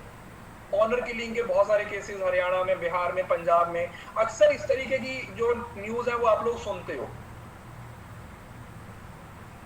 है ना। मैं ये नहीं बोल रहा हूँ कि ये गलत है कि घूंघट निकालना ट्रेडिशन है, लेकिन एक वो सोच है उसको थोड़ा सा बाहर निकालना जरूरी है ना। यस और नो? मतलब मैं ये नहीं बोल रहा कि सोच का आपके कपड़ों के साथ कोई लेना देना है, मैं कि आप घूंघट निकाल के भी बड़ी सोच रख सकते हो, लेकिन अगर घूंघट भी निकालना और सोच भी छोटी है तो फिर वो तो एक नेगेटिव पॉइंट हो जाएगा। तो क्लोज माइंडेड का मतलब वही है, ये कोई कपड़ों के साथ या कल्चर के साथ रिलेटेड नहीं है, this is related with the thinking, कि आपकी सोच कहाँ तक जा रही है, आप कितना सोच पा रहे हो, है ना। अगर आपकी थिंकिंग उस गोले से बाहर नहीं निकल रही तो फिर आप कहाँ ही आगे बढ़ पाओगे, है ना। State of health, communication, poor health condition, अगर आप वैसे ही सही नहीं कर रहे हो तो उस तरीके से। लिंग्विस्टिक और कल्चरल बैरियर मैंने आपको बता दिया। जैसे डॉक्टर है,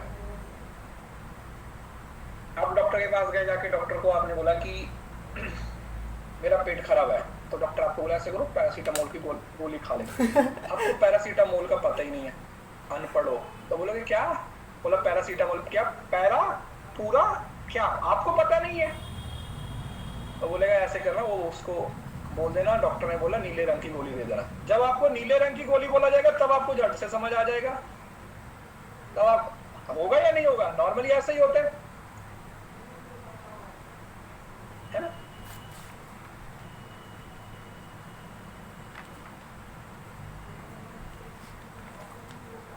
जो मेरी दादी थी ना, तो मेरी दादी के साथ से मेरी बहुत सही बॉन्डिंग थी, दादी और दादा के साथ बहुत ज़्यादा, क्योंकि मैं सबसे छोटा हूँ, मतलब मम्मी की साइड से भी और पापा की साइड से भी।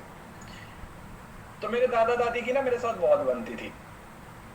तो ऐसे हुआ था, मेरी दादी ना एक बार बीमार हो गई, तो मुझे बोली कि मैंने बोला कि मैं दवा ला देता हूँ, बीमार थी। तो पूछना तो था कि क्या बोल के दवा लेके आऊं, तो उसे डॉक्टर नहीं कहना आता था। तो मुझे बोली जाके ना डॉकदार साहब को बोल देना कि मेरी दादी को ना चक्कर आ रहे हैं। मतलब डॉक्टर को बोल दे डॉकदार। अब उसको उस तरीके से समझ आता था कि डॉकदार शायद डॉक्टर को बोलते हैं।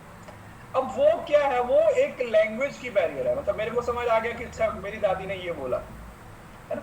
डॉक्टर को जाके, अब जो जैसे डॉक्टर है, अब सपोज करो पढ़े लिखे लोग हैं, डॉक्टर के पास जाते हैं, तो फिर वो उनको प्रॉपर्ली बता देता है ना, कि तुम्हारा बीपी बढ़ा हुआ है, तुम्हारा ये बढ़ा हुआ है। नॉर्मली कोई बुढ़ा जाएगा, उसको बोलेंगे कि तुम्हारा बीपी बढ़ा हुआ है, ऐसे बोलेंगे कि तुम्हारा बीपी बढ़ा हुआ है, ऐसे बोलेंगे, ऐसे नहीं बोलेंगे ना। तो उसको बोलेगा भाई थोड़ा गुस्सा कम किया कर, तेरा खून ऊपर नीचे हो रहा है। यही बोलेंगे ना कि थोड़ा गुस्सा कम किया कर, तेरा खून ऊपर नीचे, क्योंकि उसको बीपी समझ नहीं आएगा। अब उसको एचपी समझ नहीं आएगा, हीमोग्लोबिन समझ नहीं आएगा। उसको बोलेगा कि भैया तेरा खून खराब हो रहा है, तो मीठा थोड़ा कम खाया कर, अपनी भाषा में। मतलब समझ रहे हो ना, जिस तरीके के लोग आपके पास आएंगे, अब उसको उस तरीके से समझाओगे ना। अगर पढ़ा लिखा इंसान आपके पास आ रहा है, तभी उसको आप पढ़े लिखे से हिसाब से बात बताओगे। और अगर एक अनपढ़ कस्टमर आ रहा है, तो आप उसको उस अनपढ़ तरीके से जो बात है वो बताओगे, ताकि उसको समझ आ जाए, है ना। सो ये लिंग्विस्टिक और कल्चरल बैरियर्स हैं, वो नॉर्मली आप लोगों को, जैसे ये देखो, ये फोटो है, अब इसमें सब अलग अलग कल्चर के लोग हेलो बोल रहे हैं। ये बोला हेलो, ये चाइनीज को चिकावा, ये वो बॉन्जोर, नी हाओ। अब ये देखो, अब इसको पढ़ने में ही दिहाड़ी लग जाएगी हमारी पूरी। ये देखो, इसको पढ़ो है नियो, वो पता नहीं क्या लिखा हुआ है, मेरे को तो पढ़ना नहीं आ रहा। कोरियन लिखा हुआ, क्या लिखा हुआ है सोचो। मतलब हेलो इतना बड़ा है, तो हाउ आर यू कितना ही बड़ा होगा।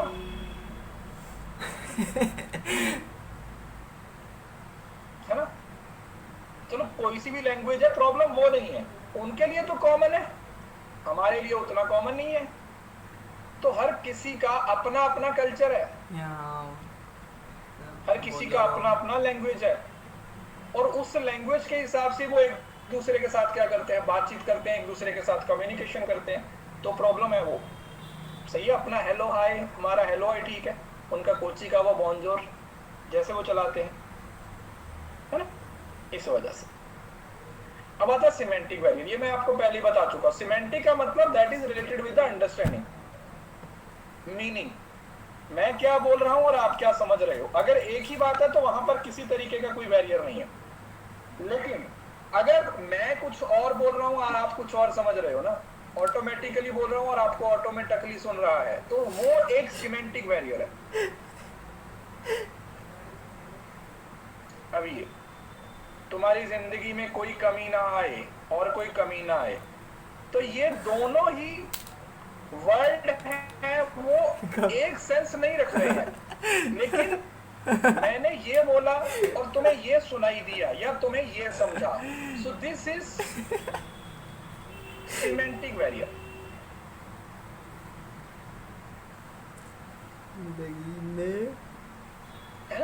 जैसे एक कॉमा से चीजें कैसे चेंज हो जाती हैं। जैसे मैंने एग्जांपल आपको पहले भी बताया, आप अपनी दादी को खाने के लिए बुलाने आए हो, तो आप क्या बोलोगे,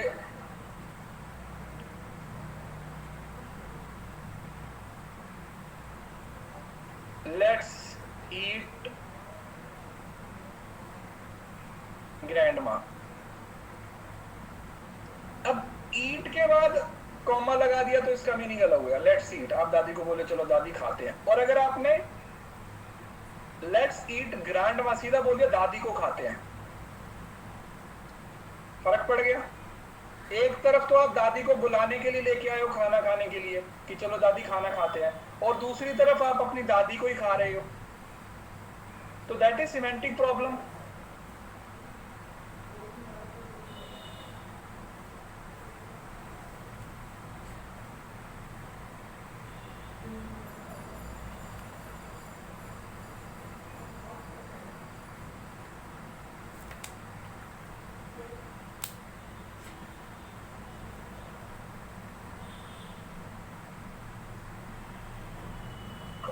क्लियर है, समझ आ गया? सो ये सिमेंटिक बैरियर्स हैं, मतलब कि आपकी अंडरस्टैंडिंग है वो थोड़ी अलग हो जाती है।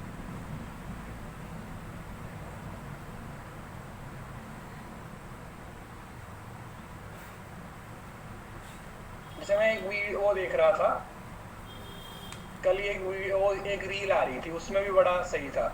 वो एक लड़की थी ना, वो ऐसी इंटरव्यू लेते घूम रही थी, तो 2-3 लड़के थे मजदूर टाइप, तो वो एक लड़के से इंटरव्यू ले रही थी, तो दूसरे को बोले थी, दूसरा बीच में बोला हाँ वो मसले वाली, बोलती तुम्हारा क्या मसला? बोला मेरे पास मसला थोड़ी है, मेरे पास तो तसला है। तो बोली मैं क्या करूं? बोला काम दिला दो। बोली मैं यहाँ काम दिलाने को बैठी हूँ? तो बोला हम यहाँ इंटरव्यू देने को बैठे हैं। और ये बोल के वो निकल गया। तो ये सब अपनी पर्सनल लाइफ में अगर आप इधर उधर देखोगे ना, तो हर जगह पे आप लोगों को कम्युनिकेशन देखने को मिलेगा, हर जगह पे आप लोगों को कम्युनिकेशन देखने को मिलेगा, वो किस तरीके से पॉजिटिव हो रहा हो, किस तरीके से नेगेटिव हो रहा है। अब लिंग्विस्टिक में देखो, wording similar pronunciation but multiple meaning, यही बताया था। सी है ना, सी अलग अलग क्या क्या मीनिंग निकल रहा है उसका, वो सब वही चीज आ जाएगा, है ना। दूसरा बैडली, कुछ लोगों की प्रोनाउंसिएशन बहुत ही खराब होती है ना, देखा होगा आप लोगों ने, जो अंग्रेजी को भी अलग ही एक्सेंट में बोलते हैं, badly expressed message, lack of clarity, होता या नहीं होता?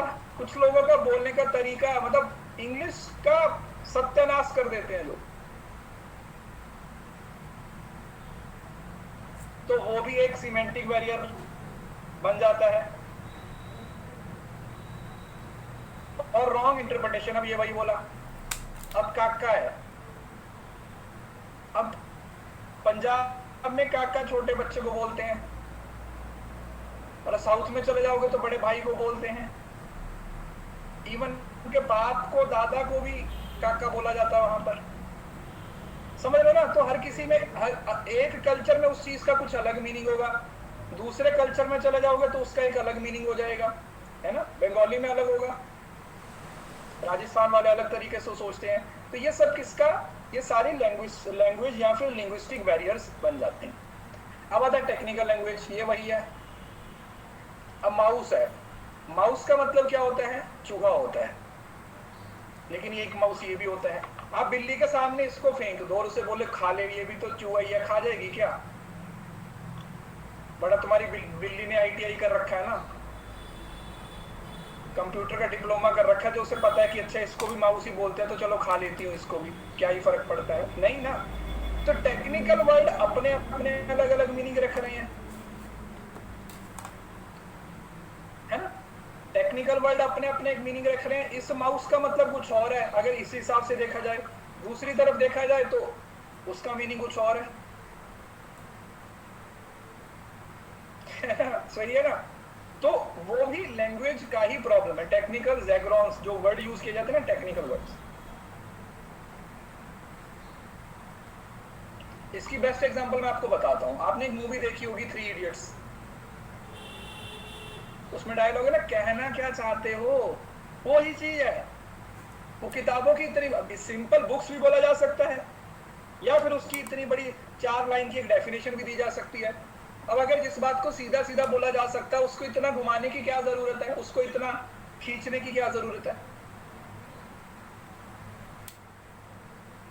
ना। तो दैट इज टेक्निकल, क्योंकि आप चीजों को जितना सिंपल रखोगे, आप चीजों को जितना क्लियर रखोगे, उतना सामने वाले को इजीली समझ आ जाएंगे, है ना। जैसे अपन की क्लास में सबसे ज्यादा बच्चे क्यों आते हैं? क्योंकि मैं आपको एक टॉपिक ना बिना उसको पढ़ाए उसकी एक सिंपल एग्जांपल से क्लियर कर देता हूँ, मतलब कोशिश करता हूँ। मैं उस टॉपिक की डेफिनेशन तक नहीं पढ़ाता, उसमें लिखा हुआ क्या है मैं वो भी नहीं पढ़ाता, मैं सीधा आपको एक सिंपल सी आपकी जिंदगी से जुड़ी हुई एक एग्जांपल देता हूँ और वो टॉपिक आपको क्लियर हो जाता है। और आपको क्या चाहिए? पेपर में जाके एग्जांपल ही तो याद रहती है, डेफिनेशन थोड़ी याद रहेंगी। अगर आपको एग्जाम